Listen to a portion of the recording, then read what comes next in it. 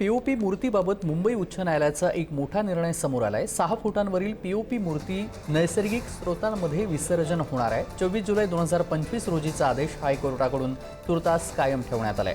अंतिम निकालापर्यंत परिस्थिती कायम राहणार आहे असं हायकोर्टानं आदेश दिले आहेत। कोर्टाच्या तात्पुरत्या निर्णयामुळे गणेश भक्तांना हा मोठा दिलासा मिळतोय। 6 फुटांपेक्षा कमी उंचीच्या मूर्तींचं कृत्रिम तलावामध्ये विसर्जन करावं लागणार आहे। पीओपी मूर्तींबाबत मुंबई उच्च न्यायालयाचा हा एक मोठा निर्णय समोर येतोय। 6 फुटांवरील पीओपी मूर्तीचं नैसर्गिक स्रोतांमध्ये विसर्जन केलं जाणार आहे। 24 जुलै 2025 रोजीचा आदेश हायकोर्टाकडून तुर्तास कायम ठेवण्यात आलेला आहे। सुशांत सावंत आपले प्रतिनिधी या क्षणाला जोडले गेलेले आहेत। सुशांत, अंतिम निकालापर्यंत परिस्थिती ही या निकालात देखील कायम राहिलेली आहे आणि गणेश भक्तांना हा मोठा दिलासा म्हणावा लागणार आहे। सविस्तर अगदी खरं आहे तेजस, गणेश भक्तांना मोठा दिलासा जो आहे तो कोर्टाने दिलेला आहे।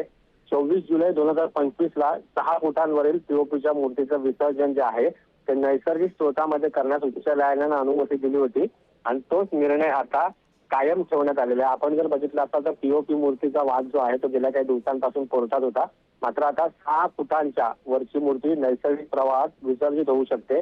मात्र त्याखालील मूर्ती जी आहे ती कृत्रिम तलावात विसर्जित करावी लागणार आहे। गेल्या वर्षीचाच निर्णय कोर्टाकडून जो आहे तो कायम ठेवण्यात आलेला आहे। या निर्णयाचं सर्व स्तरातून जे आहे ते स्वागत करण्यात येते। तेजस, अगदी धन्यवाद सुशांत, आपण दिलेल्या सविस्तर माहितीसाठी। बातमी संदर्भातले अपडेट जाणून घेऊ।